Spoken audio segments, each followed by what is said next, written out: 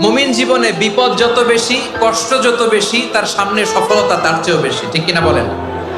কারণ বিশ্বাসীরা জানে রাত্রি যত গভীর হয় সুবহে সাদিকের সময় তত আগাতে থাকে। গর্ভবতী নারীর পেটের ব্যথা যত বাড়তে থাকে, ঘরে নতুন মেহমান আগমনের সময় ঘনাতে থাকে। মুমিনদের উপর বিপদ, অত্যাচার, আপদ, পরীক্ষা যত বাড়তে থাকে, কালিমার পতাকা উড্ডয়নের সময় কাছে আসতে থাকে।